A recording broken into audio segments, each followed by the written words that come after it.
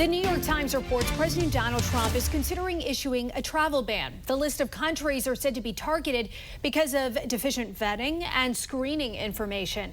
The fact-check team's Janae Bowens has been digging into this proposal and joins us now. So there are dozens of countries that are on this list, and they're broken down into three distinct categories, correct? Break that down for us. Yeah, Dee. So the New York Times reports around 43 countries are on this draft list. There's a red category that includes 11 countries whose citizens would be banned from entering the United States. So what about second and third tiers? They're less severe, correct? Correct. So the orange category includes 10 countries whose citizens' visas would be sharply restricted. They include South Sudan, Pakistan, and Russia. Now, affluent business travelers might be allowed to enter, but not people traveling on immigrant or tourist visas. And there's a yellow list of 22 countries that would be given 60 days to clear up perceived deficiencies, with the threat of being moved on to one of the other lists if they don't comply. All right, Janae, thank you. Janae will be back in a few moments to break down details of this potential ban as well as how long it could last.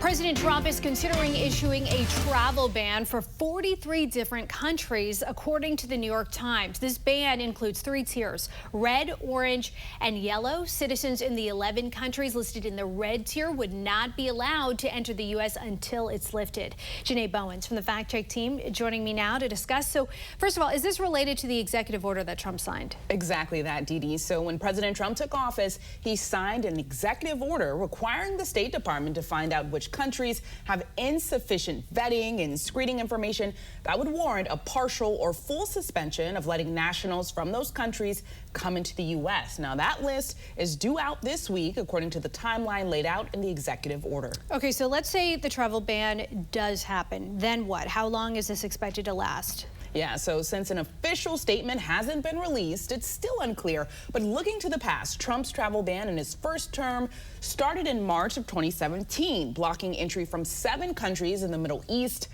But that ban was blocked by courts. Now, after a few legal battles, a version of it was upheld by the Supreme Court in June, and these restrictions stayed in place until Biden revoked them on his first day in office in 2021. All right, we'll see if history is an indicator, but we know you'll keep us posted on what happens. Janae, thank you. For more on this Fact Check team topic, including links to their sources, scan the QR code on your screen or visit thenationaldesk.com.